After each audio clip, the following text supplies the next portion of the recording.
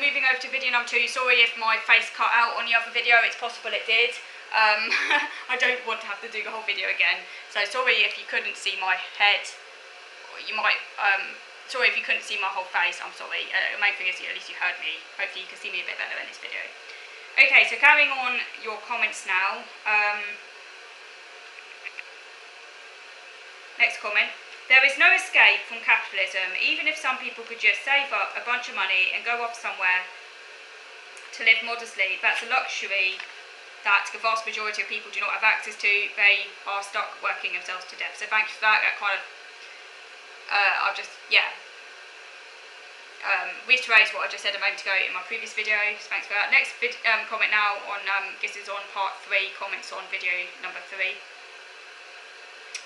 I'm familiar with the arguments against rent and interest from when I read an anthology called Property is Theft of the works of the 19th century anarchist Pierre-Joseph Proudhon, which I found to be a very profound read. So I might check that one out. So comments now on part 4, video number 4. Lots of really fascinating points, many of which are the reason why I am a communalist, which is not the same as a communist. Indeed, my preferred economic model is mutualism.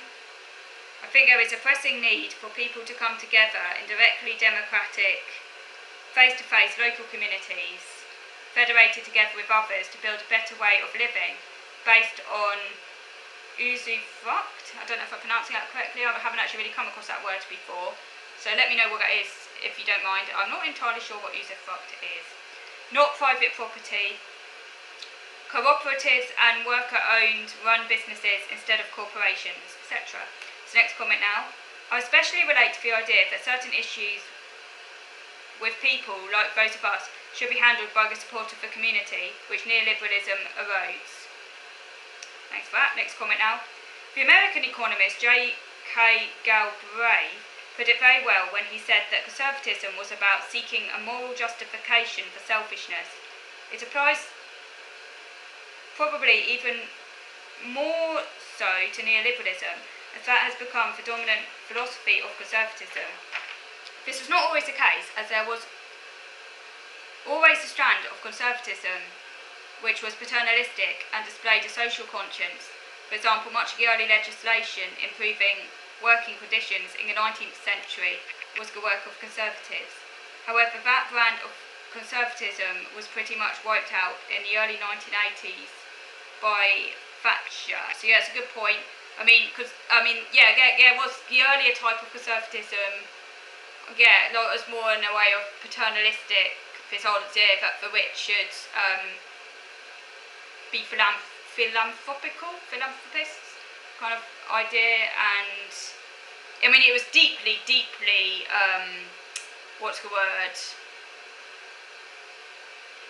patronising. And infantilising the way it was done. Poor man at, rich man in his castle, poor man at the gate kind of thing. But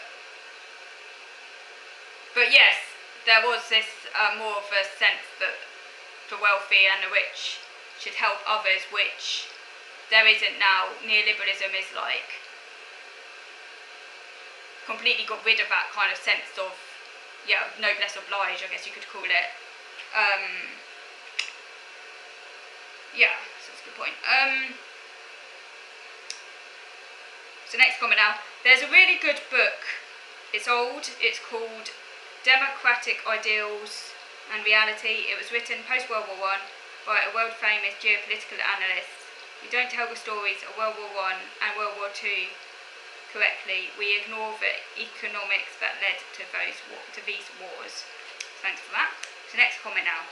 I really like your take on sheep here. Normally, yes, it's used as an analogy for stupid people who just follow the herd, but actually, the lone sheep is most likely to be the one to die. So it makes total sense that we stick with the rest. So thanks for that. Next comment now on part 7 now. As someone who's also struggling with my own nation, Sweden's healthcare system not being adequate in providing the support I need to function, I find your exploration of what's wrong admirable, and with this book on neoliberalism, you definitely hit on the one thing, I think. So that's interesting. Because you often think of a bit of Sweden and Scandinavian countries as being very generous in their social welfare, but that's an interesting what you say, that your support is not sufficient, and I think that just shows how neoliberalism, unfortunately, even in countries such as Sweden that used to be seen as having a very generous welfare state, I think that has changed, unfortunately. I don't think we can necessarily say that so much anymore, because neoliberalism is just infiltrating everywhere, unfortunately. So thanks for that comment. The next comment now is from part 8. I've become a little sceptical about the role of stories and narratives in actually shaping social realities, and I feel that it could often be the other way around. A particular social reality gives birth to a narrative that seeks to explain that reality. New Zealand has often told itself and others that it is a very eco-friendly, green nation. And whilst aspects of that are certainly true, that story obscures the fact that due to its economic and material structures, a huge reliance on dairy agriculture for one, its rivers and coastlines suffer from high levels of pollution. Japan too believes itself to have a harmonious relationship with the natural world, but that story obscures the fact that the country causes significant amount of environmental damage. People tell themselves stories that make themselves feel good, but those stories are often projections of how society is, and reifications of the parts of it that people want to hold on to. I think for real change we need to challenge and change the material aspects of any society, and not focus too heavily on stories and narrative. So that's that. Yeah, that was kind of similar, very sort of materialistic approach there, so that's interesting. The point about belonging is a really important one. I think the rise of identity politics is a direct result of the alienation neoliberalism has generated. The tragic part is that this same identity politics has been exploited by neoliberals to promote culture wars that serve as a very useful distraction for them. I'm not a nationalist of any kind, I'm very much a cosmopolitan, i.e. a citizen of the world, but I do think the left needs to find a way to embrace a more positive, less jingoistic, less xenophobic sense of national belonging than the right projects.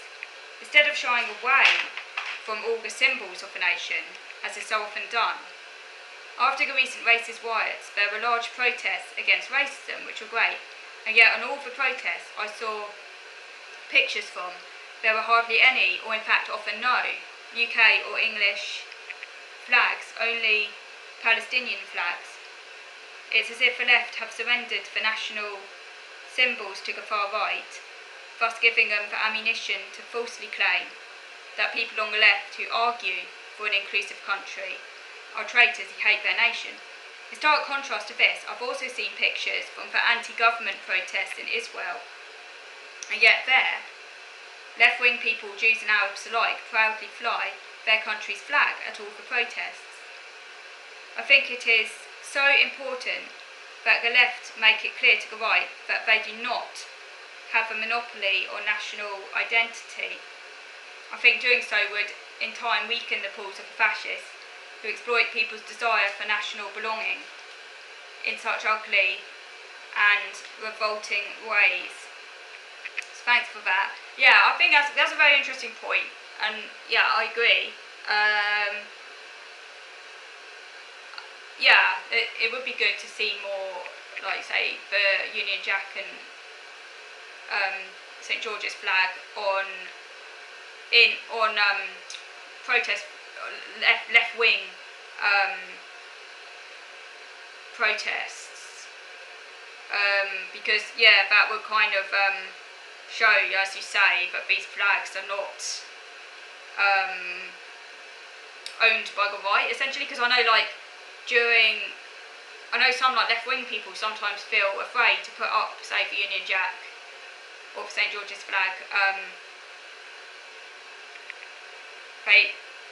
They often feel like afraid to put them up during, say, like football matches or whatever, in case they get seen as being right-wing or whatever, which is really sad, because the right-wing shouldn't have like ownership of those flags, and it shouldn't mean, and someone should be able to put those flags up without people thinking that they're like far-right, sort of racist, like reformist or whatever. So yeah, that's a good point, actually. I'd also agree with you, I'm not a nationalist either. I don't understand this whole obsession with kind of national jingoistic stuff. I think there's a difference, that'll make another video actually, so I'm not going to go into it now, but I think there's a difference between kind of attachment to where you live, which everyone has, like, which is a normal, attachment to the place where you live, and love for the natural world around you, love for that kind of non-kind of jingoistic type of natural love for the where you live, which everyone has and which is natural and normal, being attached to where you live, and a kind of more and a sort of jingoistic kind of nationalism which is based upon sort of mythological story making, which is very much a kind of right-wing kind of thing. I think there is a difference between those two things, and it's always kind of